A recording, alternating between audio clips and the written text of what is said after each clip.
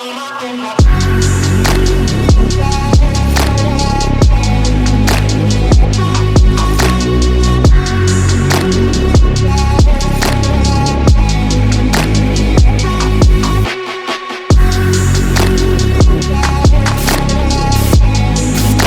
back to another video, guys. Today we have this F92 M8 competition, and in today's video we're going to be installing a Eventuri carbon intake. So check it out. These things look absolutely fantastic. Look how shiny they are. They look sick, and we're going to be installing these on this M8 competition.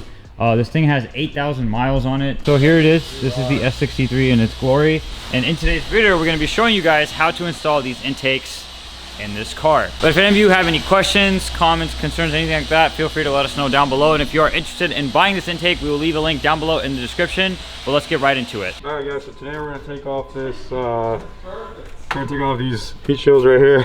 All right, so Eric actually recently lost his voice. It's been 6 business days. So if you guys can't hear, we're gonna try and turn the volume up, but just don't mind it. He's gonna try his best. Pretty easy preliminary work. We need to take off these covers because we got to get this bolt out here, take this cover off, get this cover off, because we're also doing inlets on this. The intake kit only comes from here forward, but this customer also opted to get the inlets, which are super sick. We'll show you guys once we get to that point. So let's get started. And these just pop up.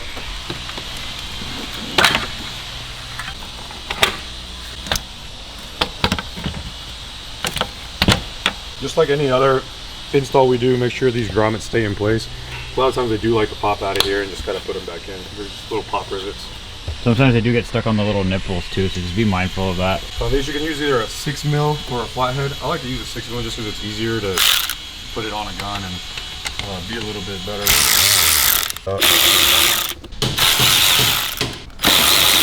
Next step's gonna be to take your cross brace off. The big bolt is the 18, these are 13 mils. Just go ahead and gun those off. Take this elbow out, it'll make removing everything else separately easier. On this passenger side, you have this coolant hose that's attached to the box right here. Just little clips like this.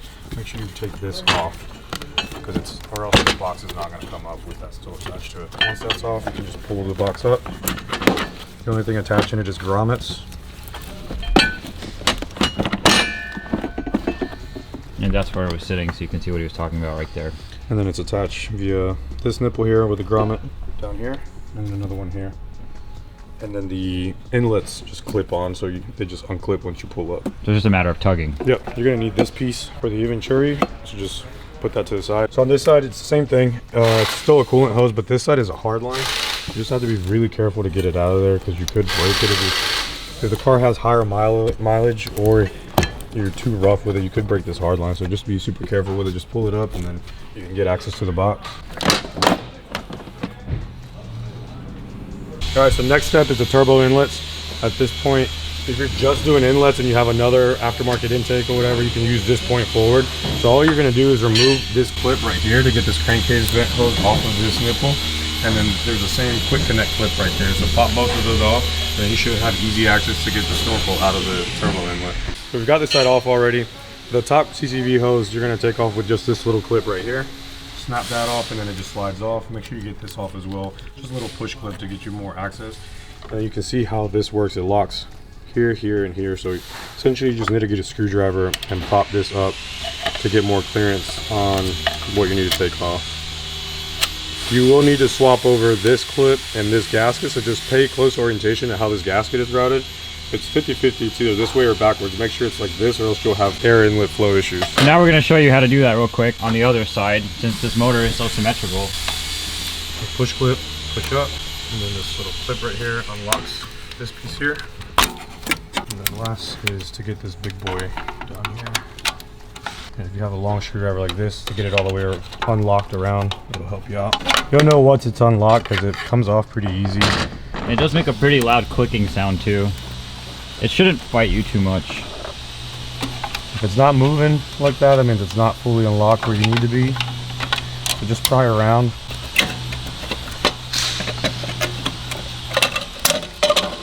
Look at those turb skis. Like I said earlier, this thing does have 8,000 miles on it. Like, check out, look how clean everything is.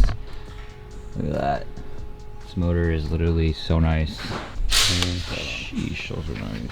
So we'll start off with the passenger side. Put your clip back on.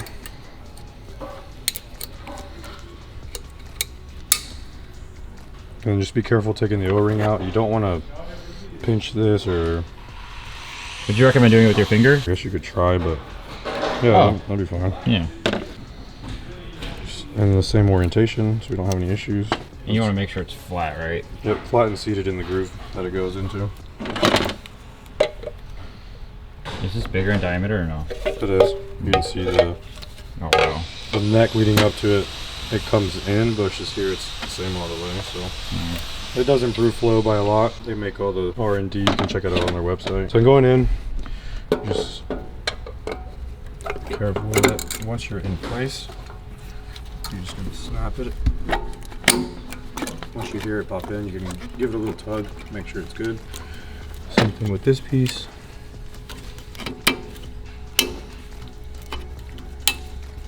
And that's it. You're good to go. Then just do the exact same process for the other side. Clip, gasket, put it in. All right guys, so next step, we've already got the inlets installed. We're going now from the intakes forward. You're gonna open up your package that has all these components. So you're gonna have your boots, they're gonna go right here.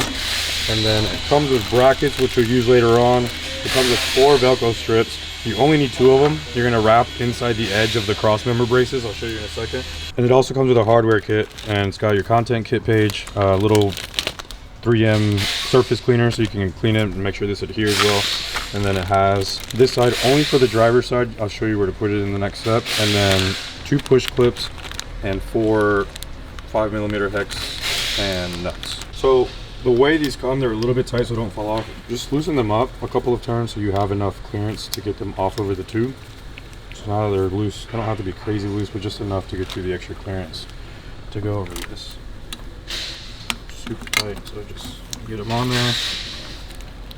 At this point, don't tie anything yet. Once you get the tube and everything on, we'll center this where it needs to go and get everything tightened up. How deep should we push this in? As deep as possible. Just the more the better. It'll make it easier for when you're putting the tube on. I'll show you when that step comes in.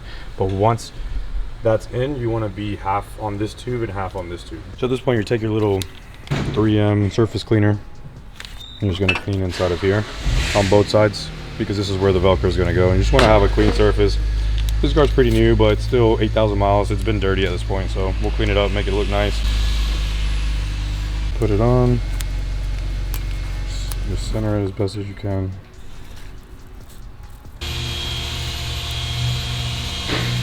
Once you're done, you should look something like this. And all it is to protect the carbon. Once it's in here, obviously it's going to rattle a little bit, so this will get some of that impact and not scratch it up for you. So at this point, the next step is to put these shields on.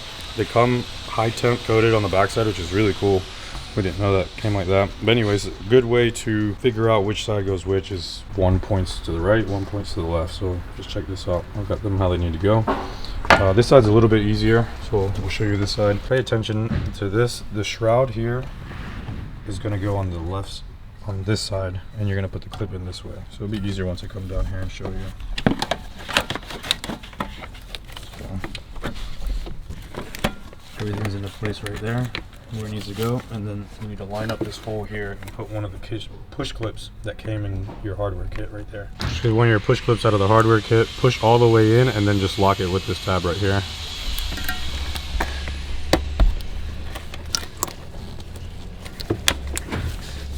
So this side is a little bit harder just because there's more lines here in the way. But the important part here is that you line this up on this side of the frame rail tab, this tab right here.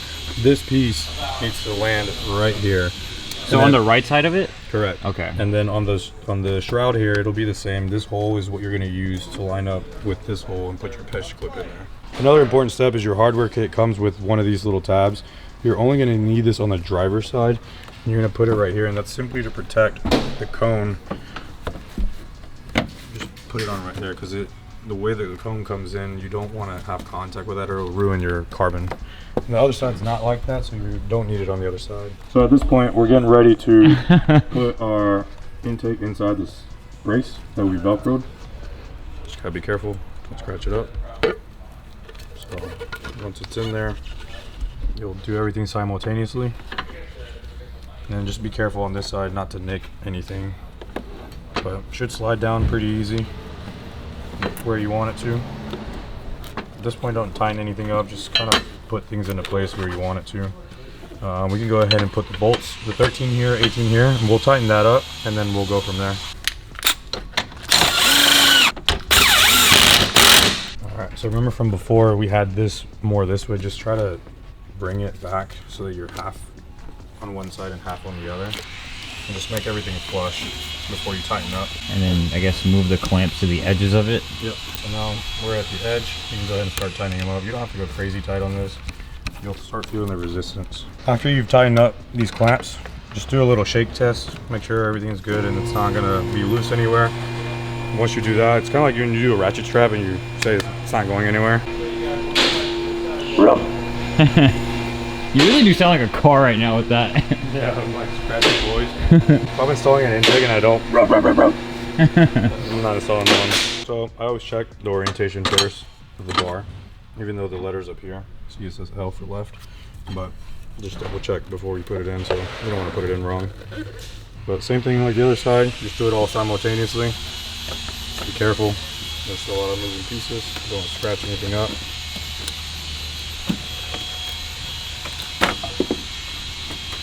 Go ahead and tighten up your 18 and your 13 again. Again, just like the other side, slide your band over. Slide these over to the edges, make them look pretty, tighten them up, and you're good to go. Shake check. Shake check. It's not going anywhere. Why'd you gotta smack it like that? Back in your hardware kit, you have these two brackets. One's going to be for the driver's side, one's going to be for the passenger. And easy way to tell is the driver's side has this little funky shape on it. It's not straightforward like the other side. And if you look at the instruction manual too, you'll see easily how it needs to go. But essentially, this is going to go right here, line up your two holes, and it's going to rest here and line up the two holes. And these are the bolts that you need to put through. Run the screw through, and then just attach it on the back side with the nut. I'm not sure if you guys can see the holes. I'll show you it once it's tightened. The camera kind of has trouble focusing on it. It's also really dark, but you can kind of see it now. All right, guys, so it's these two screws right here, and he's put them through this hole. We have a light now, you can kind of see it. Just remember, these are not magnetic, so be very careful. Try not to drop them, because if you do, it's gonna be impossible to get them. And then the nut is an 8mm, and the hex is a 3. So just get yourself a little counter tool, just tighten them up. So now at this point, we finished up the install. The last thing is to put the covers back on, the two ECUs, and then the main cover up top. And one remaining piece is to remove the front grille, because we have to get to these air inlet shrouds in here. Stick my hand in here. These things are going to get removed and be swapped over with a carbon piece from Eventuri, which is super sick. All right, check it out, guys. Now that the engine cover's back on, look how the intakes look with it. I think it looks pretty sick. You got that right. Just bring a little bit of these covers. Have to look nice. And that's a wrap on that. So Chris had the idea of removing these orange rubber grommets so it doesn't take away from the intakes, because it really is just like right in your face. So just push up from the bottom and they come right out. And look how much better that looks. Just make sure to put them back on your stock gearboxes in case you want to put them back. Don't want to lose those. Yep. Next step is to get the front grills off to get our shrouds in there. So you're going to remove all these little push clips to get this off. Up under here is little clips that you're going to clip out to remove this whole piece. You can just... There's a T30 here in the middle. Remove that, and then the clips are going to be here. Once you unclip through there, you can just pop it out. There's little push clips behind here. Just push it down and pull at the same time. So guys, after you're done yanking this out, there's a clip actually that's really hard to get to. So once you remove the top part, we were trying to just leave it so we don't have to mess with it, but you actually do have to remove that top panel that goes here. Once you remove that out, you can see that there's a little cutout here, and there's this clip. You push down on this with the flathead, and it'll allow this to come out. Yank on it a little, nothing crazy, and then there's also the last connector of the camera. Just make sure you unclip that. All right, so instead of squeezing this is kind of hard to do because it's very small. It's just like the connector that we did up there where you squeeze the tab and then it should pull out. So what we did instead was we just moved these tabs outward and it pushed the camera back in. So that way you don't tug on anything and break anything. So once you're done with that, just put that aside, and then it's a matter of taking out these. Do you want to explain it now that it's out? Now it's out. It's got 3 clips, one on the bottom, one on the front, and one on the top. Just unclick them all, finagle it out, and you should be good. Check it out. Sick. Which side is which side? they both have clamps. The clamps are going to face down because they're going to attach to this cross beam right here. And so this is down. Oh wait, actually, I was going to say they're labeled, but they're the same thing. So this is going to go into the shroud and then clip it down to hold it in place. So we went ahead and knocked out the passenger side for you guys first, just so we make sure that we know how to explain this better for you guys on the driver's side. There's a little clamp that you could basically put onto this crossbar, and what we realized is just doing that first, clipping it on and then rotating it while it's in, it just makes it a lot easier to install it. It's pretty much impossible if you don't do it that way. Yeah, literally. The instructions don't really explain it that well. Not to throw any shade at Eventuri, it's just sometimes watching it get done is a lot easier. So there it is. Make sure it's inside of the shroud so that all the air flows into where it needs to. All right, so then obviously just clip your camera back in and then push the girls back in. This is obviously the easier part of the job. Just pulling it out gets a little weird. That's the click you want to hear. Put your T30 back in. Yep, the T30 up top. Don't forget that. So put the millions of clips back in up top for this, and then the job is essentially done. So check it out. Here's how it looks up top. Here's how it looks here. Let me grab a light for you guys. So look, you can see the inlets. They look pretty sick. So they basically suck air in and it turns, and then obviously it gets towards the intake, so it just helps with airflow. And it looks really cool too. It just sucks because you can't see it too much, but it's subtle. And if you know it's there, you know. All right, so we got everything buttoned up. As you can see, the intakes are installed, the engine covers are back on, all the covers are back on, the kidney grills are back on, everything's backing up and connected. So now it's just a matter of getting you guys some sound clips of the intakes. Hopefully you guys can hear them, and let's start it.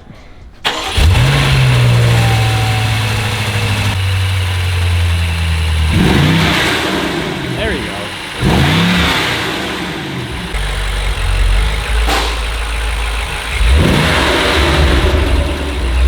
It's a little louder in drive.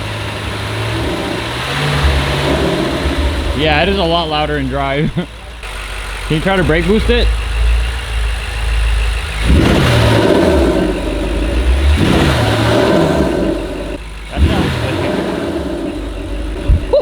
Alright guys, so that pretty much concludes today's video on the M8. Let me know what you guys think of the sound. The car just tends to make the intake whoosh, if you will, a lot more when the car is in drive or if you brake boost. So we went ahead and did that while it was on the lift, so we weren't actually driving the car, so you can actually hear the intake. Hopefully the microphone picks it up and it does it justice, because it does sound a lot cooler when you're actually driving the car versus just being at standstill and park and while idling and just revving it. It just doesn't do it as loud. So when you drive it, you will hear it. So hopefully the video does do it justice on that. But anyway guys, let me know if this video helped you with the installation process, and hopefully we covered everything as best as we could. That pretty much wraps up today's video. I'll catch you guys in the next one.